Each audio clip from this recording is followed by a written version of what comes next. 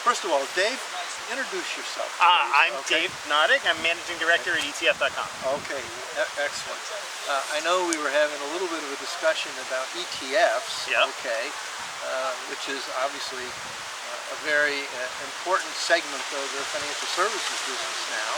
But I know you've written a little bit about Facebook's Libra Yep. and Calibra, and is it an ETF or not? Well, so it's definitely an ETF. The way they actually filed some of their early paperwork, it's not filed with the regulators, but the early white papers actually use the same language from early ETF filings. Oh, really? They talk about creation and redemption processes. They talk about how it's holding a basket of securities.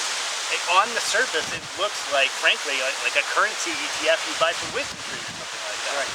I mean, when you think about it, the people who would be investing, or what you call it investing, buying a Libra, unlike an ETF, they may be able to exchange with each other, but they get no return. Well, I think this is the most interesting part, is that it's being designed as a medium of exchange, so that I can give you the $20 I owe you. Except instead of pegging it to the dollar, they're pegging it to a basket, which makes sense because it's going to be international. So that all makes a ton of sense. I think the interesting part is it implies that you and I can have that exchange without there being an exchange. Like there's no NASDAQ, SIBO, NYSE involved in that process. And more importantly, no DTC, no NSDC, no settlement and clearing process. That to me is the most exciting part of it. And to the extent that it works, it's only because you accept the Libra from me or vice versa. But if I want US dollars, then it's a whole different... You have to find somebody to trade the Libra for the dollar. Now, what about the people who maybe live in Nigeria and their currency is not part of the basket? What about value there? Well, so one of the things that is in the Libra Foundation documents is that there'll be a committee, to be named later, that will determine what's in that basket.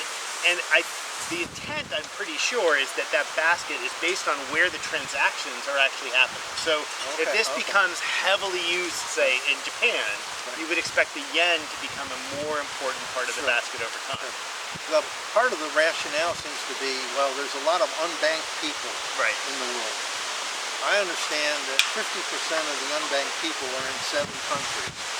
One of them is China, who is not very open to cryptocurrencies. And they have their own payment system in Alipay.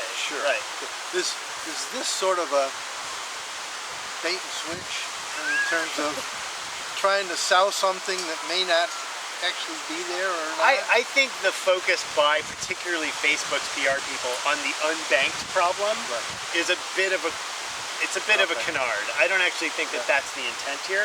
The intent is to create this secondary currency for doing internet-based transactions, which would obviously be very beneficial to all the people in the Libra consortium, Facebook, Citibank, everybody else. Interesting. Well, I guess we're just going to have to wait and see what happens. I think it's a crapshoot whether we see this within the next year or two. There's a lot of technical work that still has to be done. Well, and when you figure about who's going to regulate it and all of that, and all of this is going to require exchanges, and that's quite different from some of these other cryptocurrencies, because that's a closed system. It's not an open cryptocurrency system.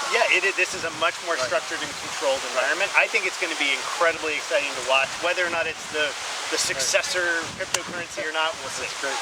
Well, I guess that's what we're going to do. Wait and see. All right. Thanks so much, Thank you very Bob. much. No, appreciate it. Good job.